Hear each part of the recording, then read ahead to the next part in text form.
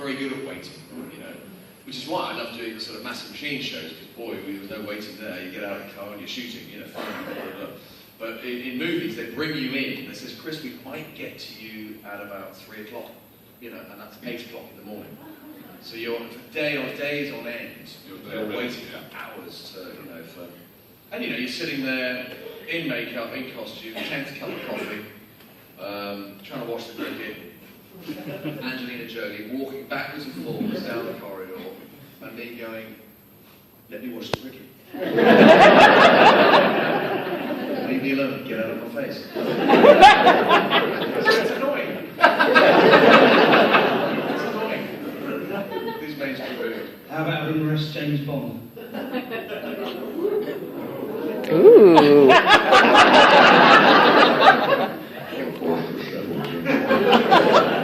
There's an upstart Daniel Craig. Of course, there's Roger. Working the eyebrows. I think I would be more like him. Well, I think, I don't know, 53, I might have just passed the point of that, really.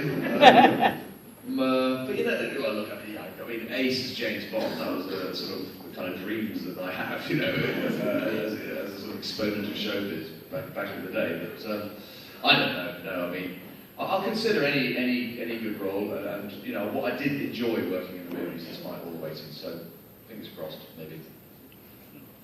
Okay, and final question back central. You mentioned earlier about Simon Pegg playing Crichton.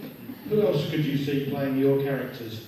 I've always been there. We used to joke many years ago about when you know, Rob and Doug were sort of lured to Hollywood and they did the movie. This is like 20 years ago.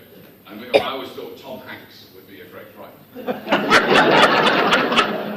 I can't remember, because we came up with a whole, I can't remember who all the others were. I think it was, no, I can't remember it. Someone said Tom Cruise should play River. Yeah. Tom Cruise, I think was very good. Not tall enough. I don't know, really. I mean, well, when the American Red Dwarf was going, apparently they were having trouble finding an actor who could sort of lower their self-esteem enough to conjure the ego the size of a small radish required to play River. Don't know what that says about me.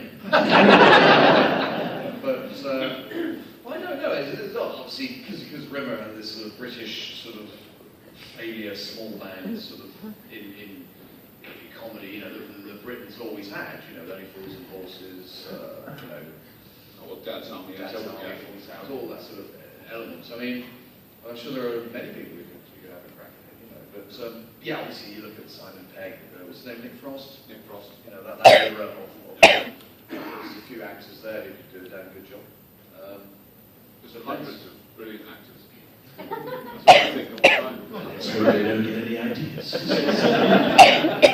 No, I mean, interestingly, proper actors probably wouldn't want to do 24 years covered in rubber, which is probably the reason I got the job. Everybody else was in it. We've asked some of the talented people, they've all said no. We got the best.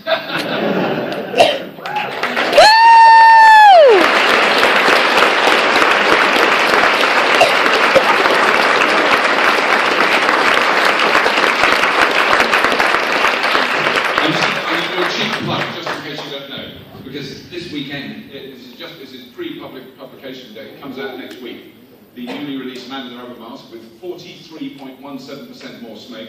Woo! It's the re-release, so this covers my experiences in Red Dwarf from 1988 until 2012. After Red Dwarf 10. So, and it's here if you want it, and I'll sign it. I think, hopefully it's here, if not, I've got some more in the back of the boot. Just a Birmingham car boot sale. That was a cheap plan. I think we were wrapped up. We're wrapped up for the time, I think. Ladies and gentlemen, Robert and Chris.